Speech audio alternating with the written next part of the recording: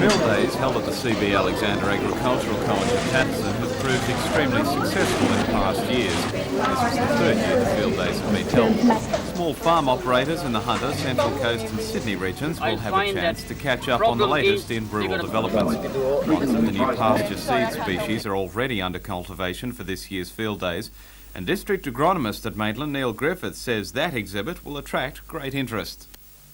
There's a range of things here, some recommended for this area, some that people will be interested in, and so we can just, rather than just talking about them and not being able to show people what Phalaris looks like or what Tertiary looks like, we'll have them here on the day.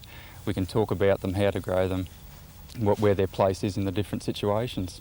What can people expect to see this year?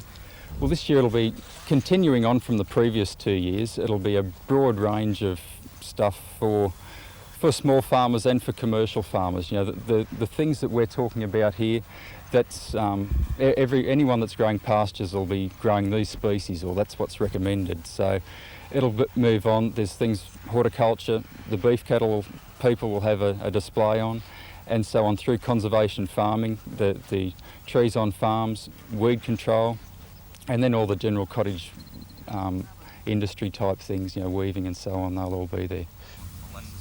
Neil Griffith says many agricultural consultants will be on hand to answer any questions raised by farmers, including specific problems in the continuing dry conditions.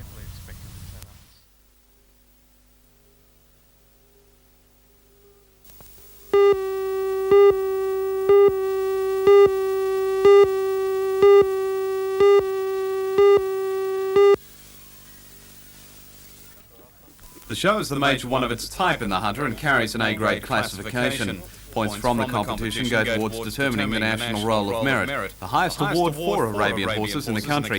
The competition is run over 2 days, with the first day's judging involving specific characteristics of the horses, including breed and temperament. On the second day, the judging involves the more colourful dressage, costume and performance events. Chairman of the Arabian Horse Society of Australia, Peter Pond, says on both days the judges can fully assess the quality of each horse. On the 2 different days, they're looking for different things. On the first day, they're looking at the animals by themselves, just as horses standing without saddles and bridles or people on them, and they're looking at conformation and breed type, and they're assessing one horse against another in relation to that and soundness. On the second day, you're taking in the performance of the animal doing certain manoeuvres in particular class specifications. So there is a big difference between judging a halter horse or an in-hand horse and one that is under saddle in various types of events. Is it an expensive business to get involved with? Arabians, because there is not only the purebred Arabians but also the derivatives, that is, the partbreds and Anglos and Arabian ponies, you can probably fit in at any level between $200 and $100,000 plus dollars. Is there any particular one thing that makes them so popular?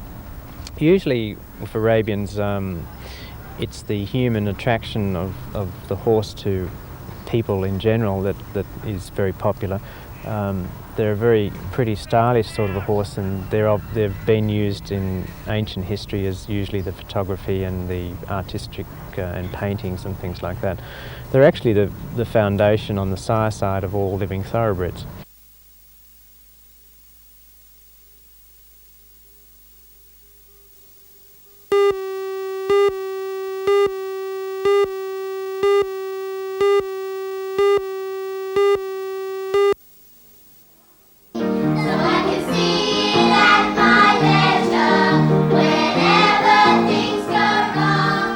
Cinderella started its 10-day season today at the Roxy Theatre in Hamilton. 20 members of the Roxy Juniors were treading the boards this afternoon, enjoying every moment as they sang and danced their way across the stage. The troupe, which has been rehearsing since March, ranges in age from 6 to 16. The leads of Cinderella and the Prince are being played by Renee Gore and Rochelle Urquhart. But there's also a famous name behind the scenes. Carolyn Lind, whose mother Betty and grandfather Colin Chapman had been a driving force in Newcastle Theatre for many years, directed the play. The season finishes on May 17th.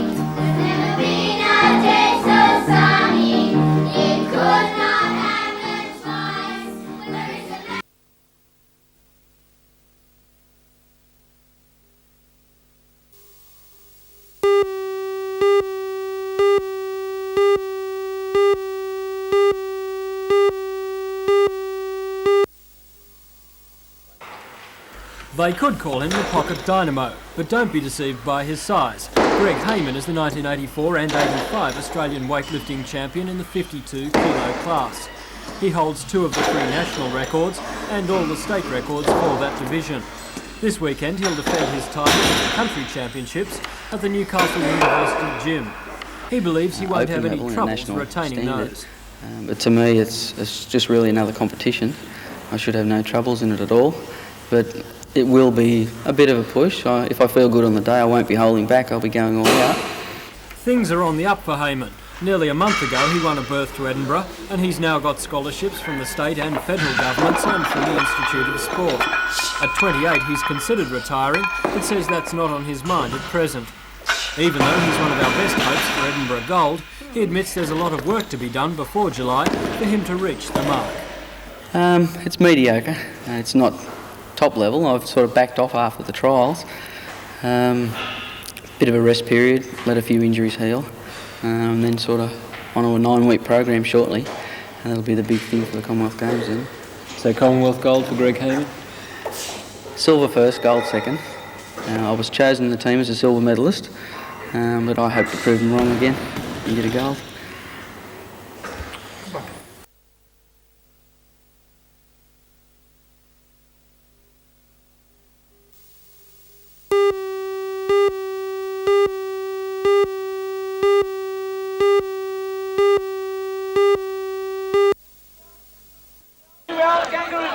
Today's Games Day at the university was certainly a good way for students to meet one another. The day was organised by the Students' Union and several Asian students' groups. Nearly 10% of the university's 5,000 students are Asian. We felt that there was a bit of lack of interaction between the students, Aussie students and overseas students as well. So since 1986 is the International Year of the Peace, we hope that we can, in our own little way, contribute to that cause. The Games today were largely inspired by the television series It's a Knockout, with a few local variations like 30-a-side cricket. It's the first time in a number of years that it's been held, and the organisers are hoping it will become an annual event. Newcastle University does not have the problems with racial aggression or violence that exists at some universities in Sydney. No big problem, except that perhaps there's silence between the different group. So perhaps there's like an event like this one will break the ice and get everybody to meet everybody and say hello, good day, how are you?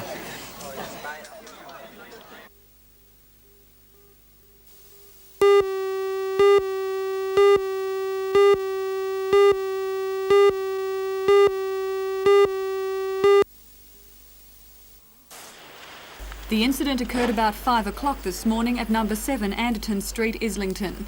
The house was occupied by 2 men and a woman.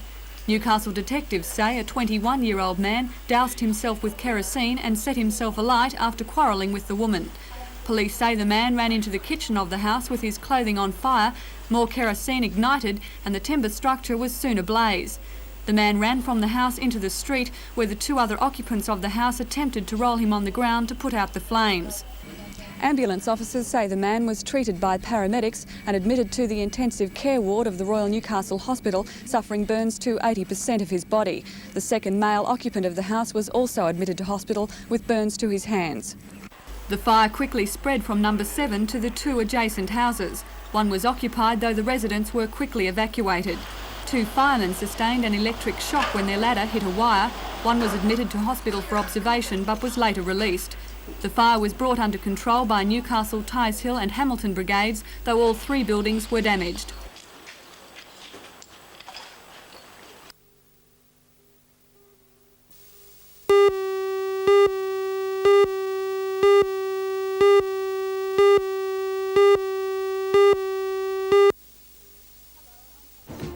Hello, I'm Helen Hughes and I'm surrounded by the cast of the Newcastle Marionette Theatre's production of The Sleeping Beauty.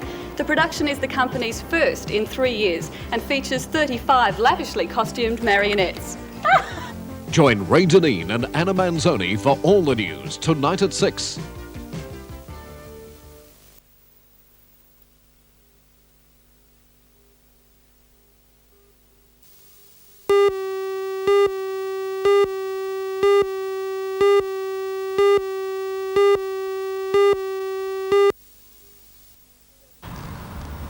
35 campers and their 42 companions arrived this morning at Tocal Agricultural College for the 3rd annual Camp Quality in the Hunter region. The children had travelled from as far afield as Gosford to the south and Taree in the north.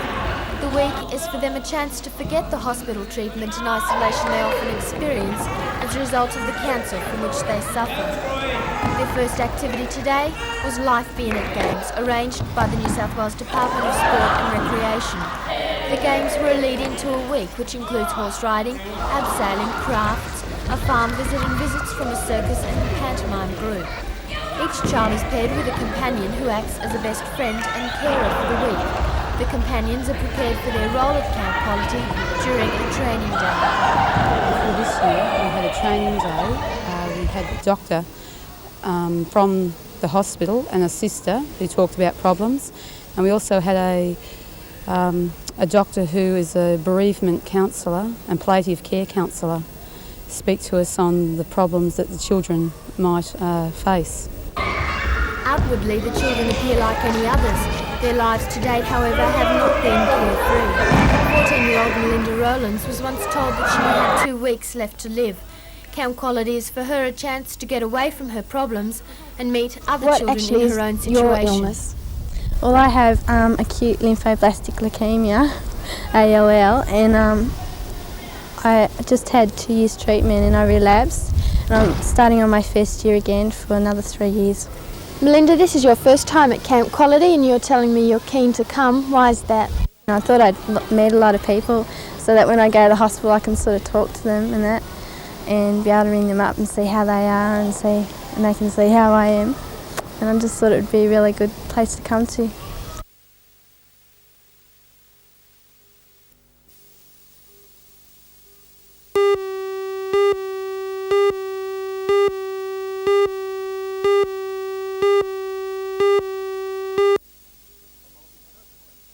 A multi-purpose entertainment centre was to be Lake Macquarie Council's major project for the bicentenary in 1988.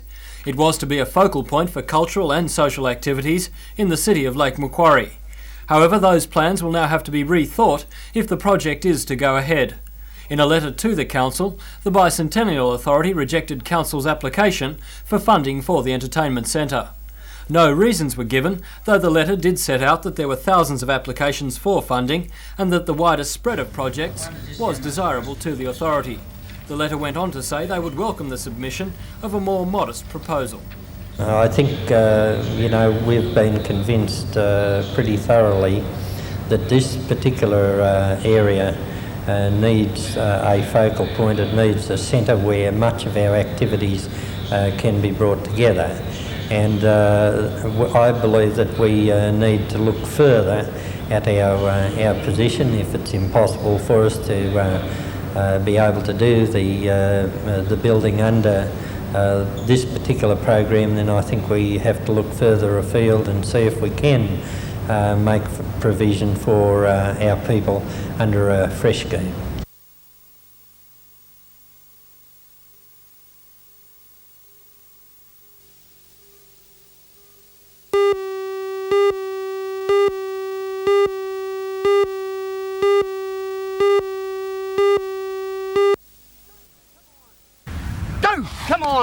The team today got down to serious training, and it was apparent that the players involved, including those from the Sydney clubs, were keen to see the country regain the title they'd not won since a young Mick Cronin had kicked the team that included Newcastle's Alan Dagwell to victory at the Sydney Cricket Ground in 1975. The team has 4 internationals in captain Peter Sterling, who was seen as the difference between winning and losing by many with his great skills and his organising. Wait for the go. Fullback Gary Jack, the Balmain fullback, a superb number 1. Big Steve Roach, also from the Tigers, and tough and talented. No backward steps with this big man. Noel Cleel from the Manly Club, a running, versatile player who can toy with opponents when given room. Chris Mortimer is a state player who looks for and gives no quarter, while David Gillespie has future international written all over him. Local boy Glenn Murray looks confident and has a chance to impress. We're training well, and I think we'll give a good shake against City this weekend. Glenn, how do you handle the tag as the reluctant footballer from West that is slow to get started at the beginning of a season? Oh well, I'm always there. Doesn't matter in body or spirit. I'm always, training well at home. But I think when I do get there, I put in a big effort anyway. Have you got ambitions to go perhaps to Sydney and prosper after this game? Well, yeah, at first I didn't, because I didn't know how far I was going to get. And since I've gotten this countryside, it's just pepped me right up. I really want to get up there now. Which winger would you prefer to oppose? Brian Hetherington, who's played for the State, or the international, the guru, Eric Growth? I think Eric Growth would be the best chance, I think, because if I get up on him quick, it might stop him a bit. And I'm sort of pretty confident I can step around him and I'll try and put a good showing.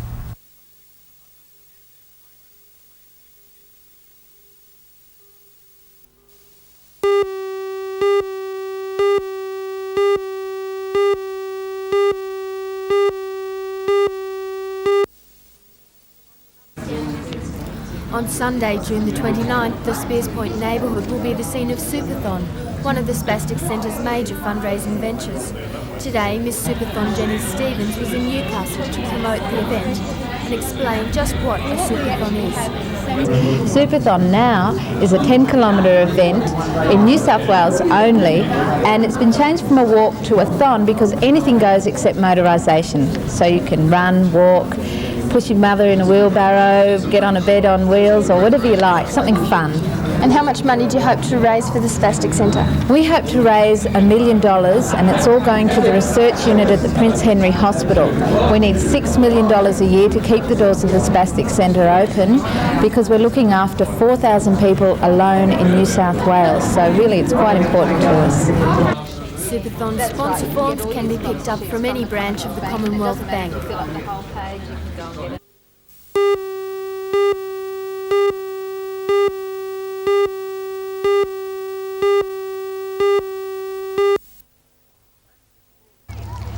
Managers Paul Trisley and former state keeper Kerry Thompson were tired, glad to be home as were the kids, but pleased with the tour. It's the Welsh people who billeted our boys, and Brian Daly, my co-manager, and myself were really tremendous and most hospitable and friendly. What about the performance side of things? Well, Anthony Daly was the outstanding performer. He averaged 85 on the tour, scored a century in the first match, and threw his wicket away and also threw it away in the next game, so he could have had an average of over 100, but at the same time there's all-round performance by the bowlers and the fielders. Kerry, your people played in the Midlands, around Manchester, We played the three counties around London, Middlesex, Essex and Northamptonshire. Then we went up north to Manchester and played Yorkshire and Lancashire and some schools in that area. And you played some hot teams, I believe? We played the county under 15s, under 16 size, so very, very strong, very representative of those counties. Performances from our lads? Well, the first three games were against under 16 grades, so they were a year senior to us, and we unfortunately lost those three matches only in the last overs. In fact, they were 50-over matches, and the final four matches were against comparable age division, and we won those comfortably. Any standout performances? Well, Greg Charlton was the skipper and also the premier batsman. He scored a century against Yorkshire in the final game, and he batted superbly. And Tim Nelson was the leading wicket taker with the ball.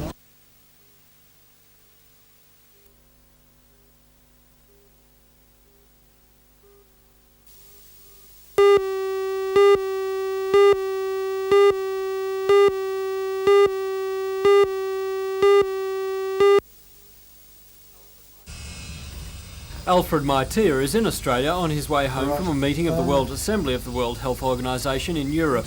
He has spent time in Canberra discussing health aid for his country with government officials, and in Sydney to discuss the future of the School of Tropical Medicine at Sydney University.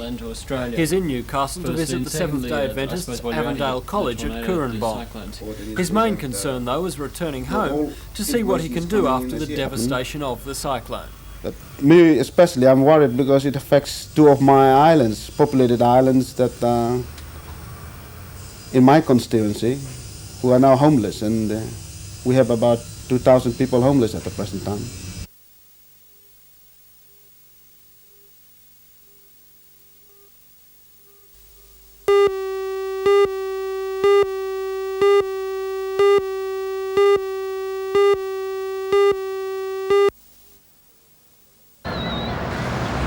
Mid-morning motorists were reminded of a gentler mode of mail transport when they passed the Commonwealth coach en route from Newcastle Post Office to Maitland. The unusual journey was to mark the first day issue of the Horses of Australia stamp series. The coach, its cargo of Australia Post mail, and travellers, including 11-year-old Orange were greeted on their journey by students from Hill Public School. Maitland Town Crier Lloyd Gregory told the school children that they expected to arrive in Maitland at 2 p.m, bushrangers and weather permitting. It seemed they had the means to control at least one of these hazards. Brumbies feature on the 33-cent stamp. The Australian stock horse appears on the 80-cent mustering stamp, the stamp most likely to be sent to America. Show jumpers feature on the England-bound 90-cent stamp, and the Australian pony is on the dollar stamp. The stamps were designed by Victorian artist Robert Inpen to draw upon the folklore of the Australian working horse and the mystique of the Australian bush.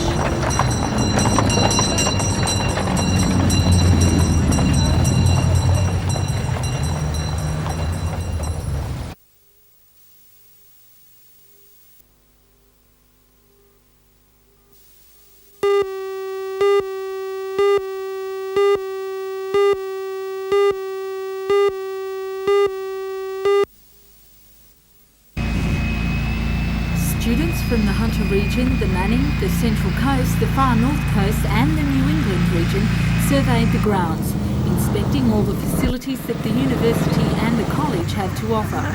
The school's visit day is designed to allow the students a sneak preview of the courses available and to hear firsthand all about college life. According to the organiser of the day, Keith Powell, all students are given the opportunity to whet their appetites for further education. The purpose is to actually give high school students a taste of tertiary life. We've invited them in here and thrown open the college to them so they can attend our ordinary lectures, our ordinary practical experiences throughout the day.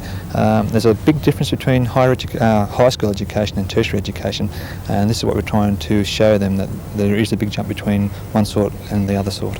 Are enrolments for tertiary courses on the increase?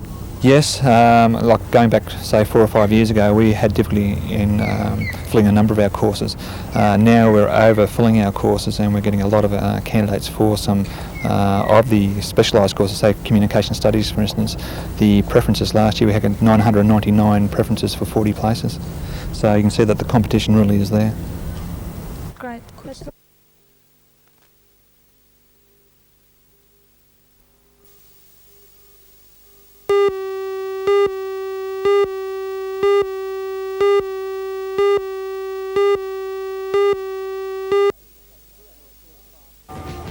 The annual Small Farms Field Days at Tocal College are on again.